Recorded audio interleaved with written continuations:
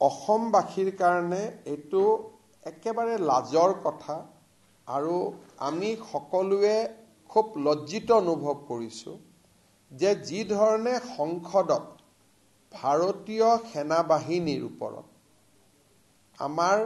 অসমৰ সাংসদ এজনে যি ধৰণে কমেন্ট কৰিলে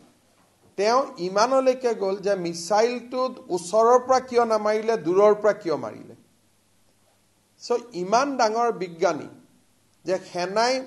মিসাইলটো ওচৰৰ পৰা কিয় নামাৰিলে দূৰৰ পৰা কিয় মাৰিলে তো ভাৰতে যদি 3000 4000 কিলোমিটাৰ লক্ষ্য ভেদ কৰিব পৰা মিসাইল বনাইছে এটোতো সেনাবাহিনীক অভিনন্দন জনোৱা কথা আছিল তো জিতু ভাষণ দিলে সেই ভাষণটো শুনি এটাই ধাৰণা হল যে তেওঁ ভাৰতক কেতিয়াও ভাল নাপায় নিজৰ লৰা ছোৱালীকো বিদেশী কৰিছে পত্নীকো বিদেশী কৰিছে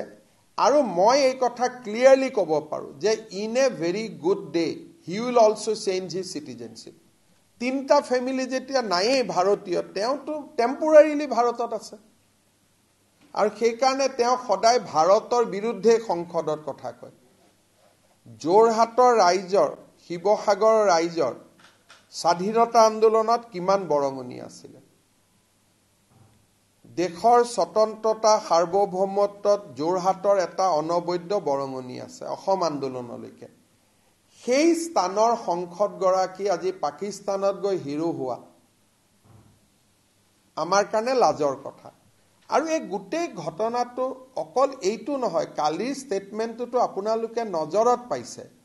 কিন্তু যদি 2014 চনৰ পৰা তেওঁৰ সংসদত ভাষণ আৰু প্ৰশ্নবিলাক চাই প্ৰত্যেকটোৱে পাকিস্তানৰ সহায় কৰিব পৰা প্ৰশ্ন গতিকে তেওঁৰ খুব বেলেগ ধৰণৰ সম্পৰ্ক পাকিস্তানৰ লগত আৰু obviously he cannot be hero in Indian television he will be hero only in Pakistan কওঁতেতো তেওঁ ক'ব নোৱাৰিলে মই যোৱা নাই বুলি এনেটো বহুত বকবকাই থাকে যেতিয়া অমিত শাহ জিয়ে ক'লে তেওঁতো থিয় হৈ সংসদত নকলে যে মই যোৱা নাই আপুনি ভুল কথা কৈছে বুলি গতিকে তেওঁ অকল আপোনালোককে বনাব পাৰে বাকিটো কাকো বনাব নোৱাৰে যিমান দিনে মই বনোৱা দেখিছো আপোনালোককে তেওঁক বনোৱা দেখিছো বাকি অসমৰ মানুহক নোৱাৰে আৰু আপোনালোকে চাব ৰাইট বিটিএডিৰ পৰা লক্ষ্য কৰি গৈ থাকিব মানুহক বনাব নোৱাৰে দুই এজন আপোনালোকৰ মানুহৰ তেওঁৰ প্ৰতি সফট কৰ্নাৰ আছে তেওঁৰ প্ৰতিও নাই মোক বেয়া পায় কাৰণে তেওঁক উঠাব খোজে মই ভাবো যে হেতু বহুত দিন নচলে Assam SIT has a limited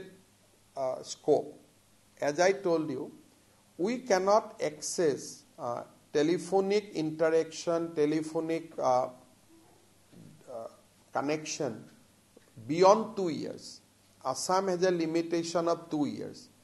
But NIA can trace things up to 2011, 2010.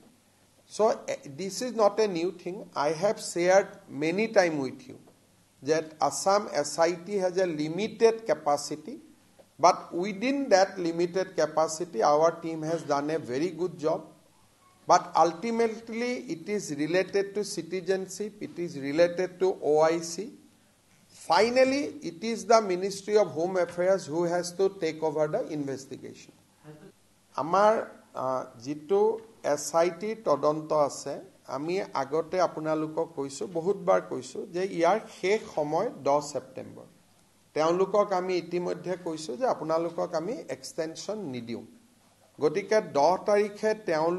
তেওঁলোকৰ অনুসন্ধানটো শেষ কৰিব 11-12 ডিপেন্ডিং অন মাই এভেইলেবিলিটি তেওঁলোকে ৰিপৰ্ট দিব ৰিপৰ্টটো আমি লগে লগে কেবিনেটত লৈ যাম আৰু কেবিনেটে তাৰ ওপৰত নেক্সট ডিসিশন তো গ্ৰহণ কৰিব